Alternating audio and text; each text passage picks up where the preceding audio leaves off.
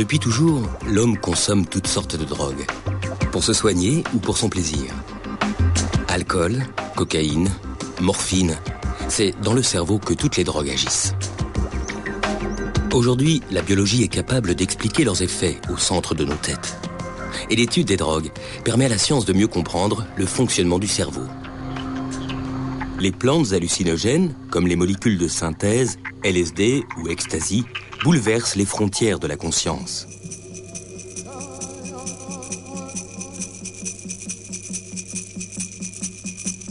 Peyote, champignons, ayahuasca, pour communiquer avec le monde des esprits, sorciers, guérisseurs et chamans ont toujours utilisé des plantes hallucinogènes.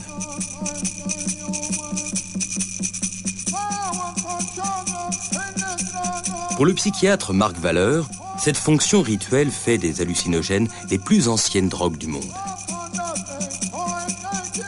On peut penser que les hallucinogènes sont probablement les premières drogues connues de l'humanité à travers la rencontre avec des champignons. On sait bien que certains théoriciens ont fait de la rencontre avec les hallucinogènes le début même de l'humanité. Il est possible que les premières religions du monde aient été le culte de champignons hallucinogènes chez les Suméro-Babyloniens.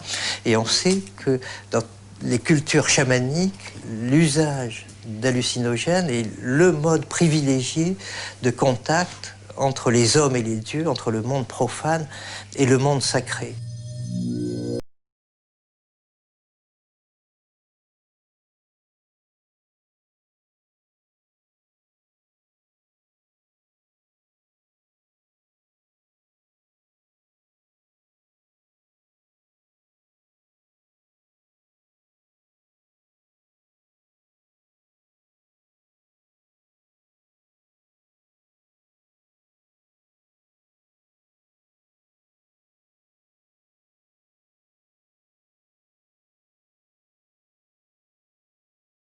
Les expérimentateurs d'hallucinogènes peuvent être des expérimentateurs répétés. Il y a des gens qui aiment l'expérience hallucinogène, qui aiment même les sentiments de dépersonnalisation, qui aiment ce sentiment de voyage. Au XXe siècle, écrivains et artistes redécouvrent les hallucinogènes. Antonin Artaud est initié au cactus sacré, le peyote, par des Indiens du Mexique. Le poète Henri Michaud, grand expérimentateur de ces drogues, tente de mettre en image ses visions sous mescaline, le principe actif du peyote.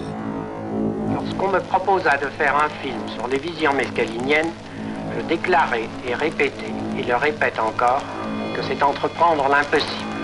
Quoi qu'on fasse, cette drogue est au-delà. Je dirais encore de ces images, et d'avance, qu'elles sont insuffisantes. Elles devraient être plus éblouissantes, plus instables, plus subtiles, plus labiles, plus insaisissables, plus oscillantes, plus tremblantes, plus martyrisantes, plus fourmillantes, infiniment plus chargées, plus intensément belles, plus affreusement colorées, plus agressives, plus idiotes, plus étranges. Quant à la vitesse, elle est telle que toutes les séquences réunies devraient tenir en 50 secondes. Sans les rats et les souris, jamais l'action des drogues n'aurait pu être étudiée. Ils partagent une grande partie de leur gène avec nous, et les drogues déclenchent les mêmes tempêtes dans leur cervelle.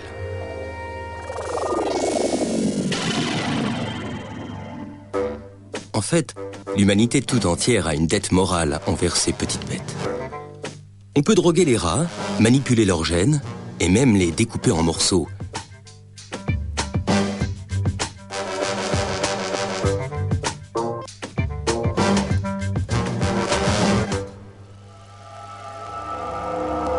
Pour agir, le LSD, comme toutes les drogues, pirate le système de communication du cerveau. Car notre cerveau passe le plus clair de son temps à bavarder avec lui-même. Son bon fonctionnement repose sur un dialogue incessant entre nos 100 milliards de cellules nerveuses, les neurones. Pour faire circuler l'information, les neurones s'envoient des messagers chimiques qu'on appelle les neurotransmetteurs. Que ce soit la douleur, le plaisir ou le rythme des échanges d'informations, les neurotransmetteurs régulent un équilibre subtil et complexe, dont dépend l'ensemble des fonctions de notre organisme. Entre chaque neurone, il existe un petit espace où règne une intense activité. C'est ici, dans la synapse, que les neurotransmetteurs agissent. Pour faire circuler l'information d'un neurone à l'autre, ils s'emboîtent dans les récepteurs qui leur correspondent. Les hallucinogènes sont peu étudiés par les scientifiques.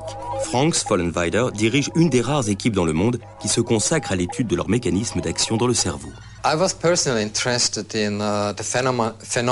J'étais personnellement intéressé par le phénomène de perte des frontières de l'ego, et les drogues comme le LSD sont parmi les rares molécules que l'on peut utiliser pour créer ce genre d'état dans des conditions expérimentales. Il n'y a pas d'autres drogues qui provoquent une altération si profonde des frontières de l'ego. Ça commence avec un apaisement des relations entre le corps et son environnement. L'esprit est profondément modifié. On pense qu'on se fond avec l'environnement, voire avec le cosmos, dans un état extatique. C'est une expérience profonde et nous n'avons aucune idée de comment ça marche.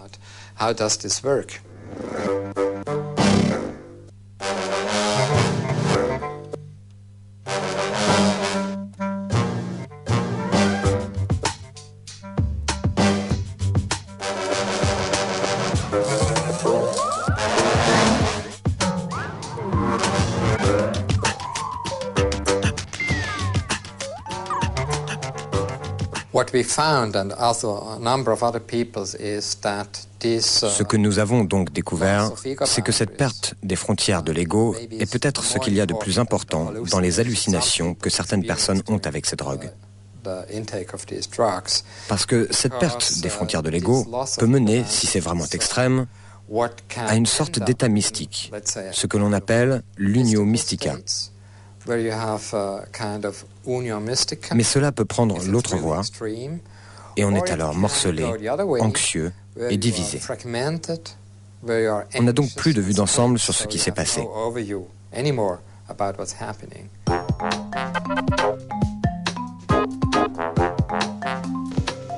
La presse entière s'est emparée du plus mystérieux et du plus tragique fait divers de ces dernières années, l'affaire du pain qui rend fou. La paisible petite ville de Pont-Saint-Esprit a été la proie de ce mal inexplicable qui a frappé près de 200 personnes. Des crises de folie hallucinatoires dues à la présence dans le pain de l'ergotine, le poison des céréales, ont fait plusieurs morts. La vente du pain a été aussitôt interdite et à Pont-Saint-Esprit, les biscottes ont complètement disparu. Le passage de ces corbillards devant une boulangerie close, c'est ce que la justice reprochera à un minotier qui avait trop aimé l'argent. Cette ville française doit son intoxication à l'ergot de seigle. C'est en étudiant les dérivés de ce parasite des céréales que le chimiste suisse Albert Hofmann, à la recherche d'un remède contre la migraine, invente en 1943 une drogue qui va bouleverser toute une génération, l'acide lysergique diéthylamide, plus connu sous le nom de LSD.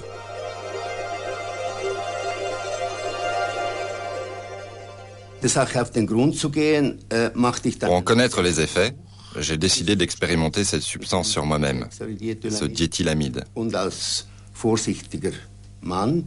En tant qu'homme prudent, j'ai commencé avec la quantité la plus petite possible, capable néanmoins de faire de l'effet, c'est-à-dire un quart de millième de gramme.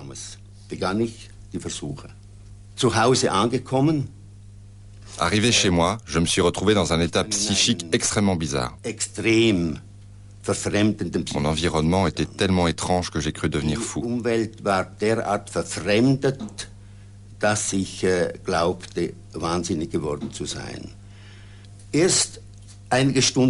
Ce n'est que quelques heures plus tard, quand je me suis rendu compte que les symptômes s'estompaient, que j'ai pu alors jouir pleinement de cet état de conscience extraordinaire. Konnte ich dann diesen außerordentlichen Bewusstseinszustand irgendwie genießen.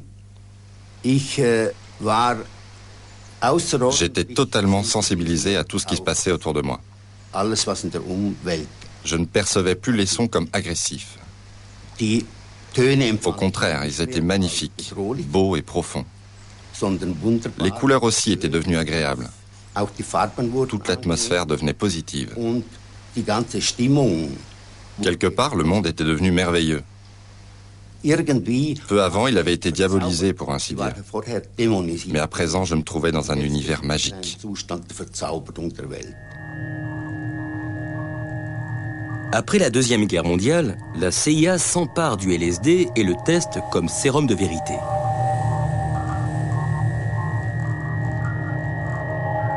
Plusieurs armées expérimentent même son potentiel d'arme chimique incapacitante. 25 minutes later, the first effects of the drug became apparent.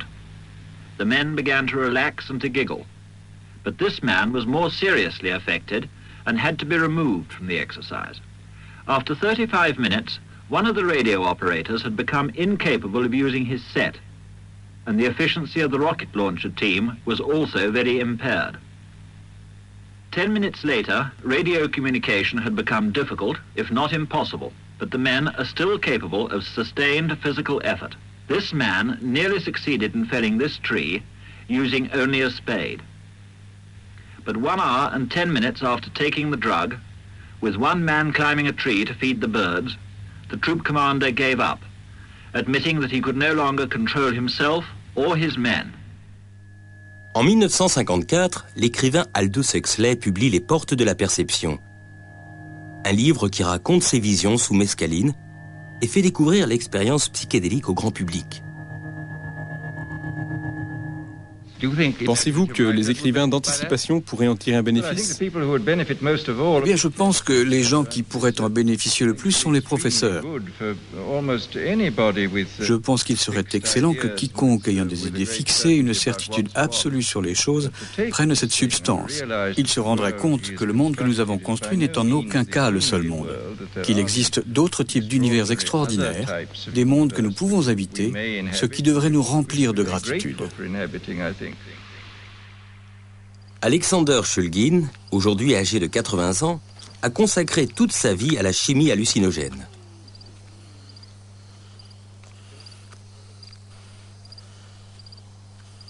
Dans son petit laboratoire à domicile, près de San Francisco, il a inventé plus de 150 molécules psychédéliques.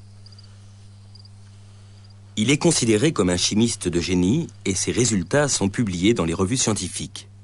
Je crois que le terme utilisé par Huxley, les portes de la perception, est tiré de l'œuvre de William Blake. Je crois qu'il dit, si les portes de la perception étaient ouvertes, toute chose apparaîtrait à l'homme telle qu'elle est. Et je pense que faire en sorte que chaque chose soit disponible et perceptible de la manière où Huxley lui-même l'entendait dans ses écrits est une chose dangereuse. C'est la schizophrénie. On a accès à tout. Regarde ça. Je me souviens de ça, de ça. Je me souviens d'avoir parlé à Dieu et je me souviens de tout ce qui s'est passé. On n'est plus capable de se comporter sans danger en société. C'est le côté négatif des portes de la perception.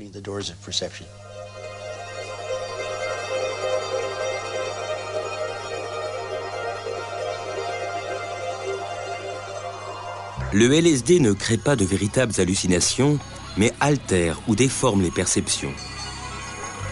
Cet effet est dû à son action sur les réseaux d'un neurotransmetteur qui s'appelle la sérotonine. Le LSD se fixe sur les récepteurs 2A de la sérotonine et provoque une hypersensibilité aux couleurs, aux formes, aux sons et au toucher.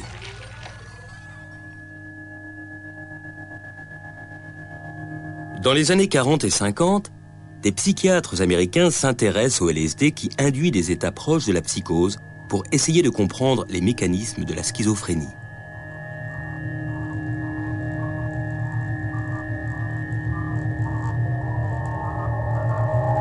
Pour qualifier ce type de drogue, un psychiatre anglais propose alors le mot psychédélique, qui signifie en grec « qui dévoile l'esprit ».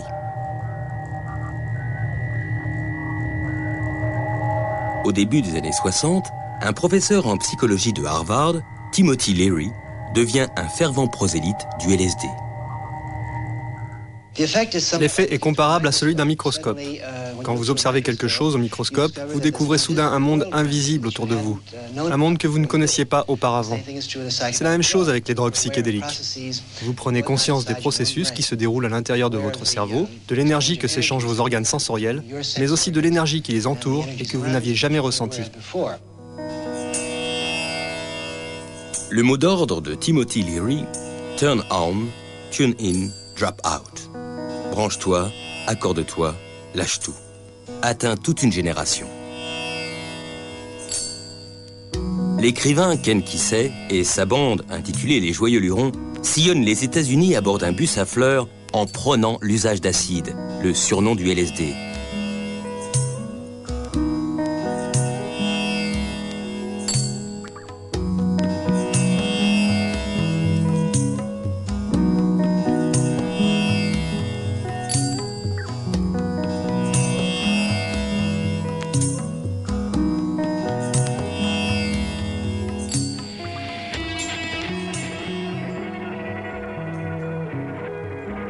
Au milieu des années 60, la consommation de drogues psychédéliques explose.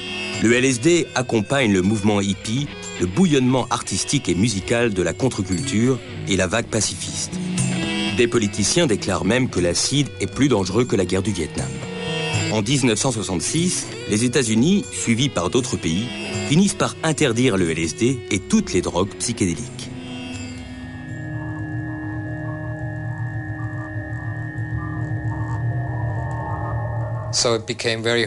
Il est alors devenu difficile pour les psychiatres et les médecins de se servir de ces drogues comme outil de recherche. La recherche a donc vraiment décliné.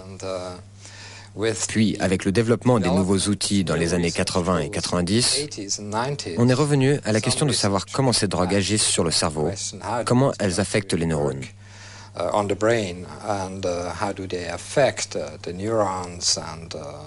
Au-delà de la psychologie, on cherche plus à comprendre ce qui interfère avec les réseaux neuronaux, les neurones et les sites récepteurs. Une nouvelle vague de recherche a donc commencé dans les années 90.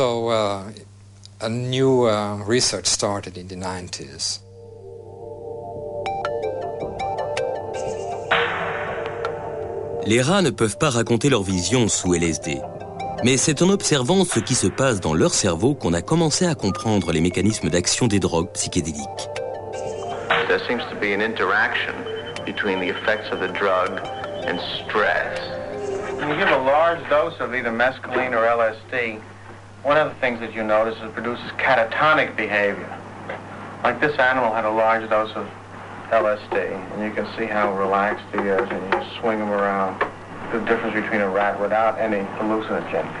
One of the main things, you put him in a very bizarre posture and he just stays there, which is not true for a normal animal.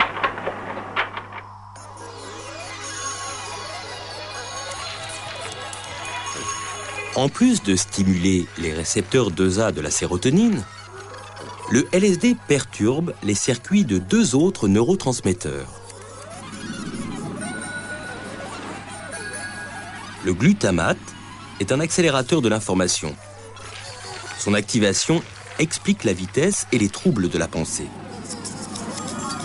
La stimulation des circuits de la dopamine explique quant à elle la sensation d'euphorie. Il y a beaucoup d'effets secondaires. On peut dire que c'est une cascade d'effets. Ce que nous essayons de comprendre, c'est comment ces altérations sont reliées aux altérations de la perception ou de la psychologie que l'on voit spécifiquement avec ce type de drogue.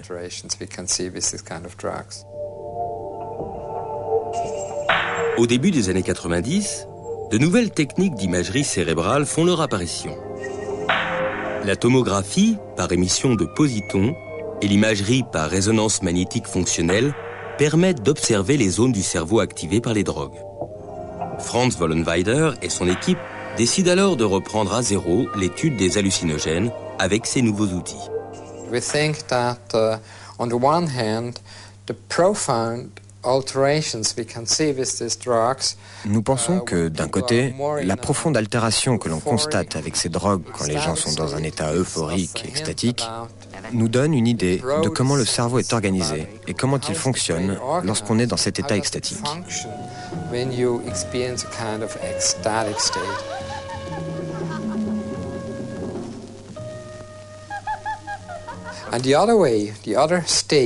Et de l'autre côté, l'autre état ou l'autre pôle de cette dissolution de l'ego, c'est quand on perd son image propre, quand on perd son autonomie, que l'ego vole en éclats. Cela se rapproche beaucoup des états de type schizophrénique. When a person comes in with this type of problem, the only way you can make contact is physically, by hugging them, holding their hand, and trying to make them feel the presence of your body. And by holding a person, you give them a certain reality, the feeling of someone near them, someone who's helping them. Franz Vollenweider compare l'état d'angoisse profonde provoqué par le LSD à une fragmentation de l'ego. Dans le cerveau, cette sensation est due à une suractivation du thalamus, le centre de tri des informations, mais aussi à une sous-activité du cortex, un état cérébral qu'on retrouve chez les schizophrènes. L'état extatique, en revanche, est associé à un sentiment de plénitude océanique. Il est dû à une grande activité dans plusieurs zones du cortex et à une mise en veilleuse de l'amygdale qui gère la peur. À ce stade, nous n'avons aucune preuve que les hallucinogènes classiques du type LSD entraînent une dépendance.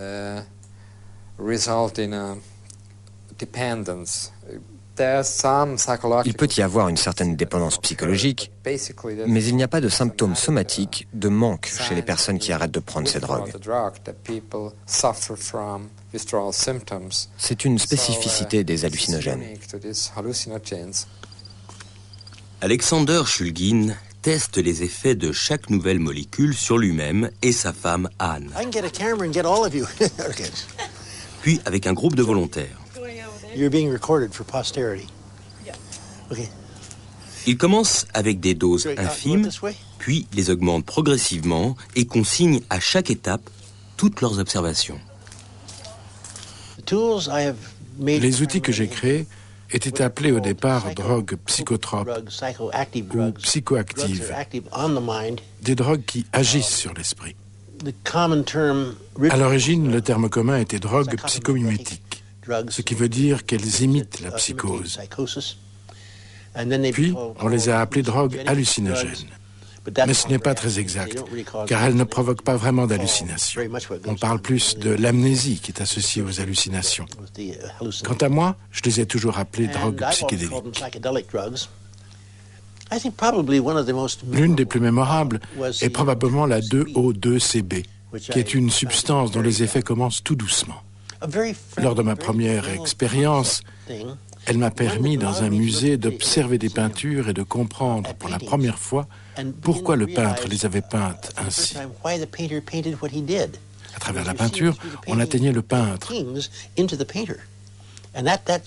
Et c'est ce type de communication que je trouve extrêmement intéressante et frappante. L'idée d'ouvrir les portes de la perception est essentielle. L'esprit est constitué de toutes sortes d'éléments, idées, souvenirs des vies passées et à venir. Tout cela se trouve derrière des portes fermées. Il n'y a qu'une seule façon d'y avoir accès, les ouvrir, une par une, car autrement, on risquerait d'être submergé par la quantité d'informations. Mais je pense que cette idée d'ouvrir les portes de la perception est très importante, essentielle même, pour apprendre à se connaître. Nous avons tous une bête à l'intérieur. C'est un des sujets de recherche de ma femme, Anne. Il y a un animal en nous que l'on ne connaît pas. Ce n'est pas le subconscient, mais l'inconscient. Un animal que l'on ne connaît pas. Et on ne sera jamais en paix avec nos propres aspects négatifs et nos problèmes psychologiques tant que nous n'apprendrons pas à connaître un petit peu cet animal. On peut ne jamais être d'accord avec cet animal, mais l'argument de ma femme, c'est que non seulement nous devons le connaître, mais nous devons aussi, ne serait-ce qu'un instant, observer le monde à travers ses yeux. Ce genre de choses peut nous aider à résoudre bon nombre de problèmes psychologiques. C'est donc un véritable concept que d'ouvrir ces portes. Si Alexander Shulgin ouvre les portes de sa propre perception avec la chimie, il en connaît aussi les risques, et sa démarche personnelle n'en fait en aucun cas un prosélyte de l'expérience psychédélique.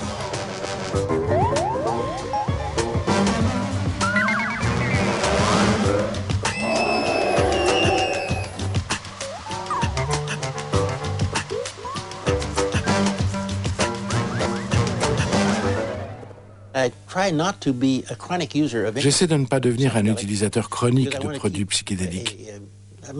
C'est la découverte que je trouve excitante. Pas l'exploitation, mais la découverte. et je veux rester capable de le faire.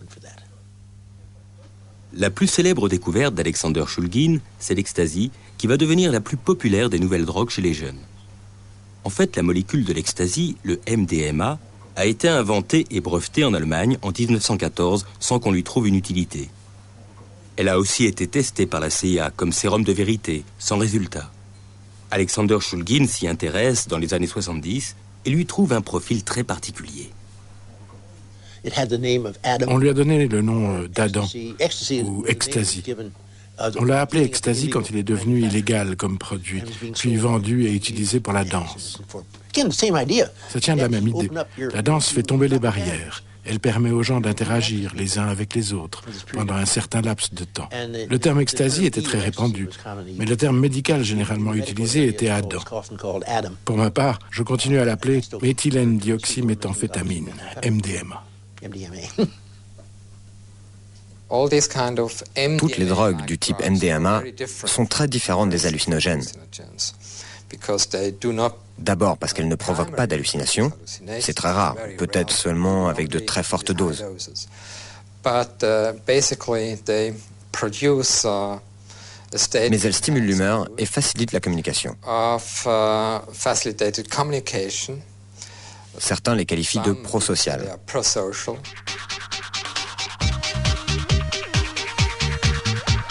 Pendant quelques années, le MDMA est utilisé par des médecins dans des psychothérapies.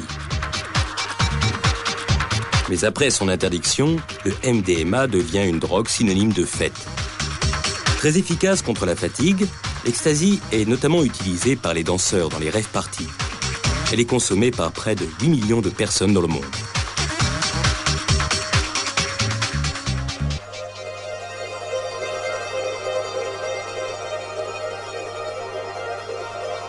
Comme le LSD, l'ecstasy agit sur le circuit de la sérotonine, mais elle cible un tout autre mécanisme. Dans un cerveau sans drogue, quand elle a achevé sa mission, la sérotonine est recaptée par une sorte d'aspirateur moléculaire, le transporteur. Ce nettoyage permet à la synapse de se tenir prête pour recevoir un autre message. L'ecstasy bloque le transporteur de la sérotonine, un important régulateur de l'humeur. Une cascade de sérotonine se déverse alors dans les neurones et provoque une sensation de joie et d'empathie. Le problème, c'est que les stocks de sérotonine se vident complètement. Les neurones ne peuvent plus fonctionner comme avant. On pense que si l'on prend 2 ou 3 comprimés de cette drogue, le stockage est diminué et 2 ou 3 jours sont alors nécessaires pour que le stock se remplisse à nouveau.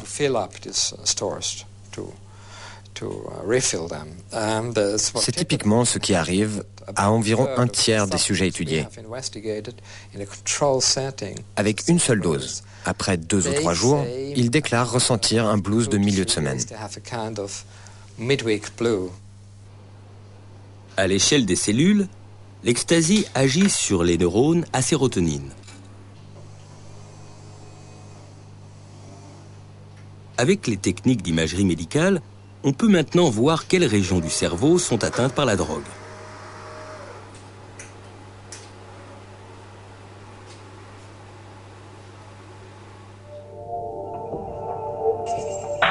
En touchant le striatum, l'ecstasy facilite les mouvements et crée une certaine euphorie. Elle agit aussi sur l'amygdale, ce qui explique la disparition des peurs, peur des autres, peur de soi-même, et génère cette fameuse empathie que recherchent ces consommateurs.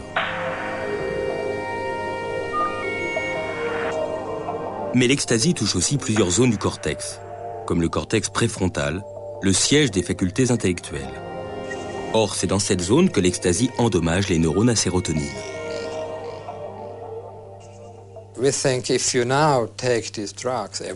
On pense que si la drogue est prise chaque week-end, l'état du cerveau peut être profondément changé, parce qu'il s'agit alors d'un traitement chronique et non plus d'une dose unique.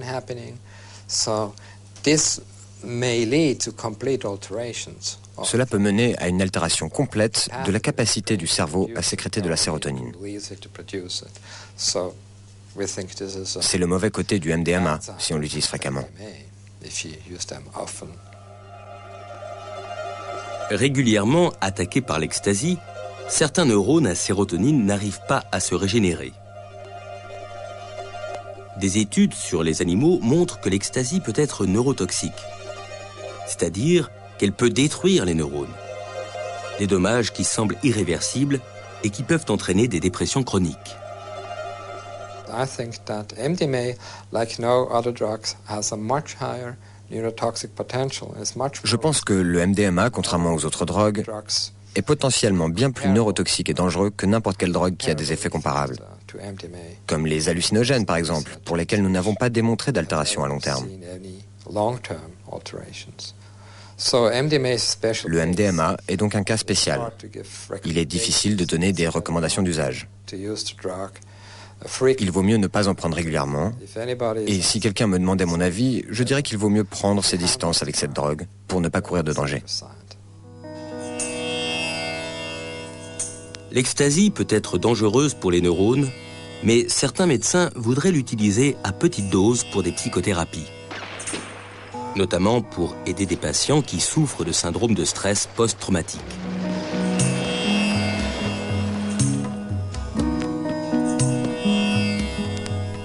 C'est l'état de choc des vétérans du Vietnam qui a permis aux médecins d'identifier ce trouble psychiatrique qui n'avait alors pas d'existence officielle.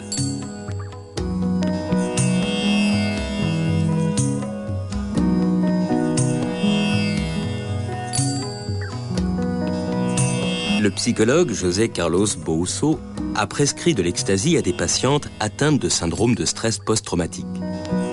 Ces femmes victimes de viols ou d'agressions sexuelles vivent dans un état d'angoisse permanent.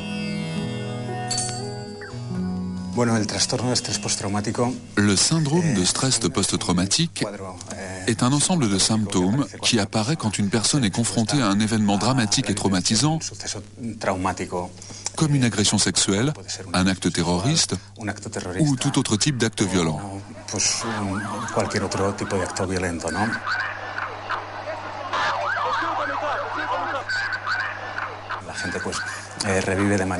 Ces personnes revivent l'événement traumatique de manière incontrôlée et avec la même charge émotionnelle qu'au moment de l'événement.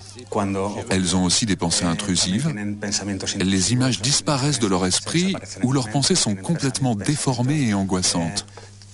Elles sont en permanence dans un état d'hypervigilance qui les met en alerte par rapport à toute stimulation de leur environnement qui pourrait leur rappeler l'événement traumatique. En général, plusieurs troubles accompagnent ces symptômes. Une dépression, des troubles obsessionnels compulsifs, etc.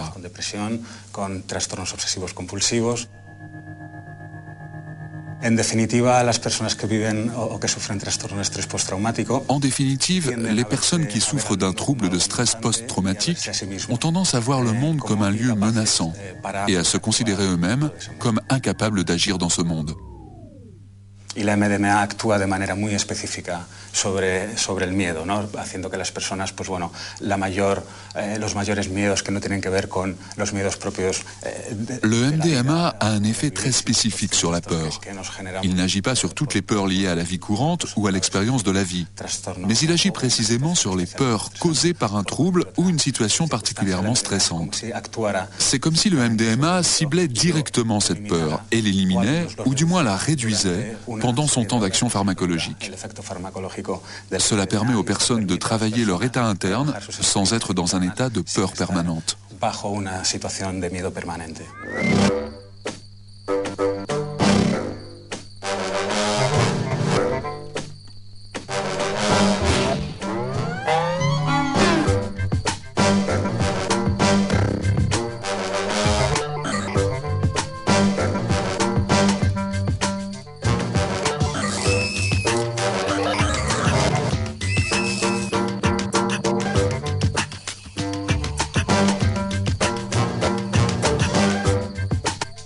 Les patients de José Carlos Bousso ne prenaient que de faibles doses d'ecstasy.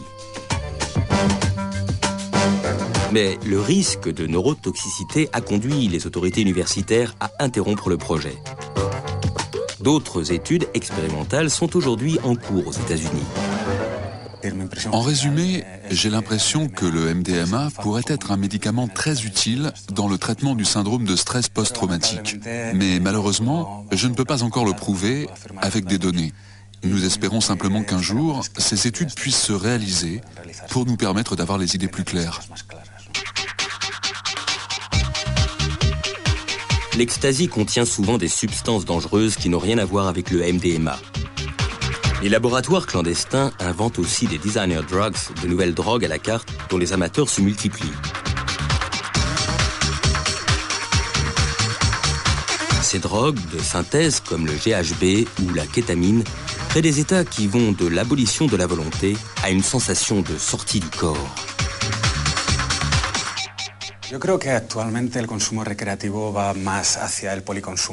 Je pense qu'aujourd'hui, la consommation de drogues récréatives se dirige vers une polyconsommation.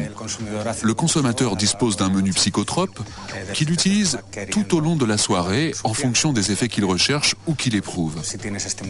En cas de stimulation excessive, il prendra un calmant. Quand il ressent la diminution des effets d'une drogue, il en reprendra un peu pour retrouver plus d'intensité, c'est-à-dire qu'il joue avec les différentes substances.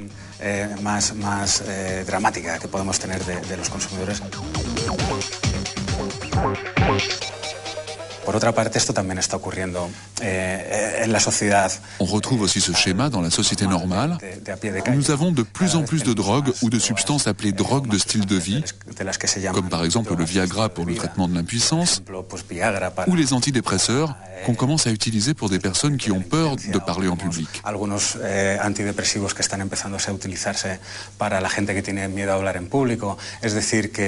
Je pense que ce phénomène est généralisé au sein de la société, aussi bien avec les drogues de pharmacie qu'avec les drogues illégales. Interrogés sur ce que seront les drogues de demain, scientifiques et psychiatres pensent d'abord aux traitements médicaux. Entre les drogues et les médicaments, les frontières deviennent chaque jour de plus en plus poreuses et l'avenir s'annonce chimique.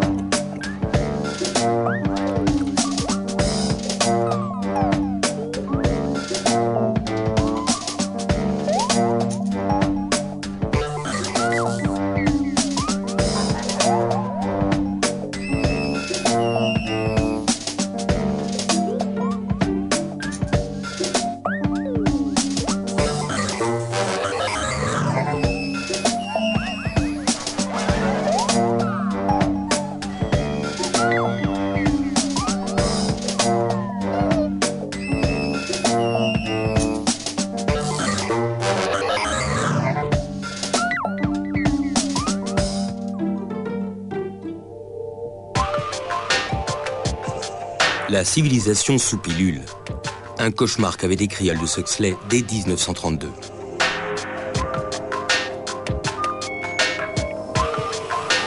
Dans son roman Le meilleur des mondes, une société était régulée par le soma, une drogue omnipotente qui calmait les gens ou les rendait euphoriques selon la dose administrée. Vous anticipez dans une certaine mesure ce monde sous tranquillisant, sous drogue de confort, sous drogue de vérité dans votre roman Le meilleur des mondes.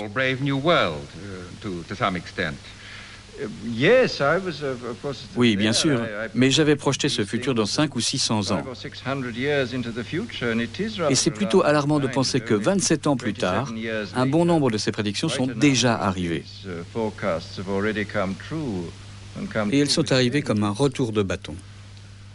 C'est difficile de savoir ce que seront les drogues de demain parce qu'on est dans un monde qui est probablement de plus en plus ouvertement chimique. Alors c'est très décrié par certains. On voit bien que les médicaments, l'utilisation des molécules psychoactives sort de plus en plus souvent d'un cadre thérapeutique au sens de traitement de maladies mentales avérées. C'est le problème des traitements de la dépression. On ne sait plus trop où est la frontière entre la norme et la dépression. C'est le problème du traitement de l'angoisse, où on ne sait plus à partir de quelle durée de crise d'angoisse il faut passer au traitement. C'est le problème du traitement de l'insomnie, etc. La consommation d'antidépresseurs, d'anxiolytiques et de sédatifs dans les pays développés connaît une croissance vertigineuse.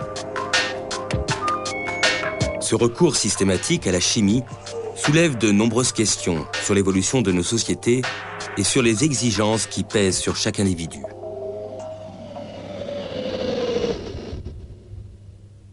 La realidad es que parece ser que ahora mismo pues las drogas del futuro se podría decir que son quizá los Je pense que les drogues du futur sont plutôt les antidépresseurs. Dans le monde occidental, les indices de dépression augmentent de manière exponentielle. Mais si ces médicaments étaient efficaces, ou aussi efficaces qu'on veut nous le faire croire, les indices de dépression seraient certainement moins élevés. Je veux dire que la médecine du futur doit être une médecine qui répond à la société et aux problèmes psychologiques de la société, et non l'inverse. Nous vivons dans un monde qui va connaître de plus en plus de troubles d'anxiété, de stress ou de dépression.